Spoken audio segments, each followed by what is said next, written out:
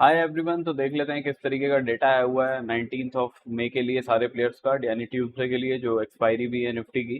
सबसे पहले देखिए रिटेलर्स का डेटा अगर हम देख के चलते हैं तो यहाँ पे हमें क्या दिखाई दे रहा है कि इनकी पोजीशंस थोड़ी सी बियरिश हुई हैं पिछले दिन से अगर आप कंपेयर करोगे।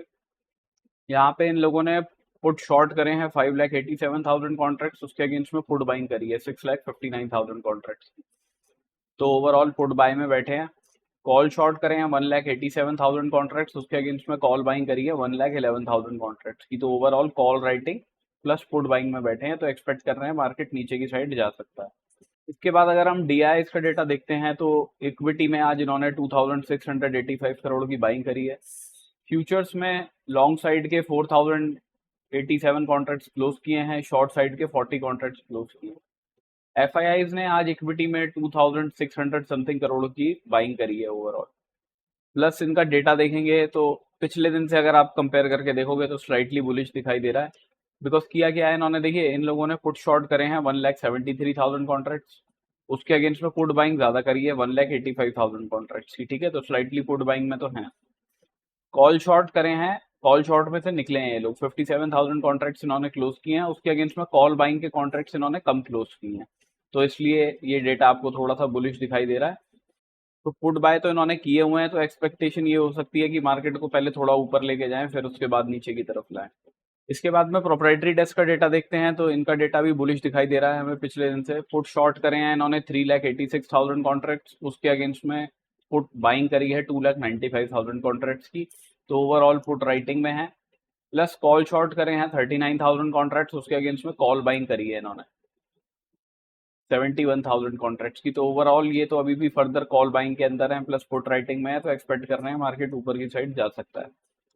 अभी अगर हम निफ्टी की ऑप्शन चेन देख के चलते हैं तो पीसीआर चल रहा है 1.34 पे, तो बुलिश टेरिटरी में है काफी। लेकिन अगर मार्केट गैप अप करके खुल जाएगा और थोड़ा बहुत ऊपर चलने लगता है ना, तो ये 1.45 1.5 की रेंज में पहुंच जाएगा, जहां पे ये ओवरबॉट टेरिटरी में पहुंच जाएगा। ठीक है, तो उसका थोड़ा ध्यान रखिएगा आप।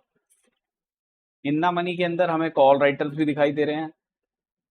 इन्ना मनी के अंदर पुट राइटर्स ने अपनी पोजीशंस क्लोज करी हैं, बिकॉज मार्केट गैप डाउन करके खुला था और नीचे की तरफ पहले गया, फिर उसके बाद में उसने रिकवरी दिखाई है। मेन पुट राइटिंग की पोजीशन 23,300 23,400 पे बनी हुई है जो हमें दिख रही है, बट इसके ऊपर का लेवल एक 23,500 का भी है, जहां पे भी ठीक ठाक पोजीशन दिख रही है जो राउंड ऑफ नंबर भी है। तो कल देखिए अगर मार्केट गैप अप करके खुल जाता है तो ऑब्वियस सी बात है ये जो इंदा मनी के अंदर कॉल राइटर्स हैं ये अपनी पोजीशंस क्लोज करेंगे, जिसकी वजह से मार्केट थोड़ा फर्दर ऊपर की साइड जा सकता है। बट आप यहाँ पे देख लेना कि चेंज इन ओआई किस तरीके से रिएक्ट कर रहा है। अगर यहाँ पे नेगेटिव हो रहा हो चेंज इन ओआई, तो इसका मतलब ये है कि मार्केट फिर फर्दर नीचे की साइड तो नहीं जाएगा, चाहे ऊपर की साइड में साइडवेज हो जाए या फर्दर ऊपर की तरफ निकले। अगर चेंज इन ओआई यहाँ पे ऐड हो रहे होंगे 23,500 23,400 के आसपास, तो फिर चांसेस हैं कि मार्केट नीचे की तरफ आएगा। ऊपर मेन रेजिस्टेंस जो है वो इस लेवल पे है, विच इज 23,800 का लेवल है। ठीक है, तो मार्केट अगर 100 पॉइंट के आसपास कहीं ऊपर की साइड में जाता है तो वहां पे रेजिस्टेंस फेस कर सकता है, उसका ध्यान रखिएगा। अभी अगर हम चार्ट्स पे देख लेते हैं तो देखिए सिनेरियो क्या है। अभी करंटली गिफ्ट निफ्टी देखते हैं तो 23,730 पे चल रहा है, हमारी क्लोजिंग 658 पे आई है, तो ऑलमोस्ट 70-80 पॉइंट के आसपास ऊपर है। तो अब देखिए अगर ये 70-80 पॉइंट कुछ खुलता है, अभी हमारी क्लोजिंग 644 के आसपास आई है, तो यहाँ से अगर 70-80 पॉइंट ऊपर की साइड में कहीं खुलेगा मार्केट, तो 720 वगैरह 730 के आसपास कहीं पे खुल सकता है। तो या तो इनिशियली अगर इस लेवल के ऊपर ग्रीन कैंडल बनती है तो एक रिट्रेसमेंट के बाद एक बाइंग अपॉर्चुनिटी देखी जा सकती है, जिसके टारगेट हम 23,795 तक के रखेंगे, बिकॉज ये वाला जोन जो है वो मार्केट के लिए रेजिस्टेंस का काम कर सकता है। कोई बड़े गैप अप के साथ में यहाँ कहीं पे खुल जाते हैं और इनिशियली ही ऊपर चला जाता है तो फिर उस केस में तो कॉल राइटर्स पुट राइटर्स का ग्राफ देख के आप तो 10:30 11:30 बजे के आसपास कहीं पे आप पोजीशंस देखिएगा कॉल राइटर्स पुट राइटर्स की, फिर उसके अकॉर्डिंगली देखिएगा। ठीक है, ये वाला जोन मार्केट के लिए दोबारा रेजिस्टेंस का काम कर सकता है। अगर मार्केट इस लेवल के ऊपर जाता है, क्लोजिंग नहीं देता है ना, विक बना के नीचे आ जाता है, तो आपको ना यहाँ पे कुछ आरएसआई डाइवर्जेंस का सिनेरियो दिख सकता है, उसका ध्यान रखिएगा। अगर वैसा सिनेरियो दिखे कि क्लोजिंग नहीं आ रही इस लेवल के ऊपर, 15 मिनट की क्लोजिंग इस लेवल के नीचे ही है, तो शॉर्टिंग के लिए देख सकते हैं। टारगेट उसके 23,587 के रखेंगे, मैक्सिमम क्वांटिटी यहीं बुक करेंगे। इसके बाद का जो लेवल रहेगा वो ये रहेगा कि भाई मार्केट यहाँ पे नीचे की तरफ आया, इस लेवल पे सपोर्ट बना के ऊपर की तरफ चला गया, तो यहाँ से अगर नीचे आता है तो नेक्स्ट सपोर्ट अपना इस लेवल पे ले सकता है, विच इज 23,500 का नंबर है, राउंड ऑफ नंबर भी निकल के आता है। अगर मार्केट कोई गैप डाउन करके ही खुल जाता है, ठीक है, तो हमें अभी करंटली यहाँ पे दिख तो रही है एक आरएसआई डाइवर्जेंस, राइट। अब कुछ इस तरीके की अगर कैंडल बन जाती है रेड कलर की, तो वो भी आरएसआई डाइवर्जेंस में ही काउंट होगी। बट उस केस में ये है कि हमें एक रिट्रेसमेंट मिल जाए पहले, उसके बाद में कोई शॉर्ट टर्म के लिए देखेंगे और टारगेट अपने 23,496 तक के रखेंगे। अभी अगर हम सेंसेक्स डिस्कस कर लेते हैं तो उसमें भी देखिए ऊपर की साइड में ये 75,478 का लेवल है। अगर 15 मिनट की क्लोजिंग इस लेवल के ऊपर मिलती है तो बाइंग की अपॉर्चुनिटी एक देखी जा सकती है, टारगेट 75,800 तक के रखेंगे उस केस में। बट बेटर है एक रिट्रेसमेंट हमें मिल जाए, उसके बाद में बाइंग के लिए देखा जाए। अगर मार्केट इन लेवल्स के ऊपर जाता है, क्लोजिंग नहीं देता, विक बना के नीचे की तरफ ही आ जाता है, तो शॉर्टिंग के लिए देखा जा सकता है। टारगेट उसके रखेंगे इस लेवल के, विच इज 75,000 का राउंड ऑफ नंबर भी निकल के आ जाता है, तो इस लेवल के टारगेट उसके हम रख सकते हैं। मार्केट गैप डाउन ही करके खुल जाता है, यहाँ पे कुछ इस तरीके की रेड कैंडल बनाया है, तो देखिए इस लेवल के आसपास आके सपोर्ट ले सकता है मार्केट, और हो सकता है यहाँ पे साइडवेज हो जाए।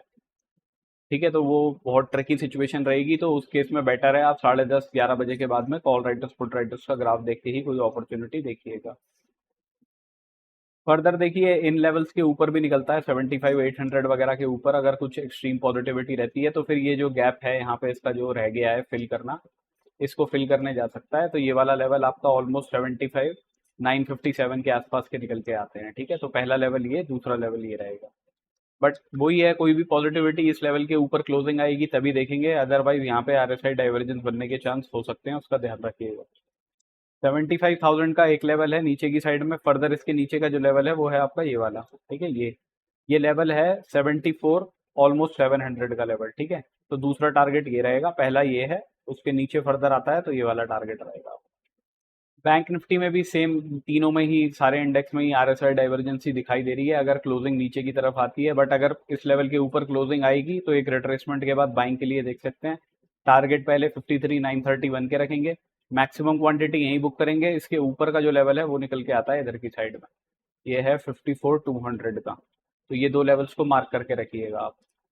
इस लेवल के ऊपर जाता है, क्लोजिंग नहीं देता, विक बना के नीचे ही आ जाता है, तो आरएसआई डाइवर्जेंस दिखेगी, तो शॉर्टिंग के लिए देख सकते हैं, टारगेट 53,313 के रखेंगे उस केस में। मार्केट गैप डाउन ही करके खुल जाता है, तो देखिए इस लेवल के अगर नीचे जाता है और क्लोजिंग नहीं देता, विक बना के ऊपर आ जाता है, तो एक बाइंग अपॉर्चुनिटी देखी जा सकती है, जिसके टारगेट हम 53,600 तक के रखेंगे। इन लेवल्स के भी नीचे क्लोज कर देता है, 15 मिनट की क्लोजिंग इन लेवल्स के नीचे आ जाती है, तो नेक्स्ट सपोर्ट मार्केट को इधर ही मिलेगा, विच इज 53,000 का राउंड ऑफ नंबर है।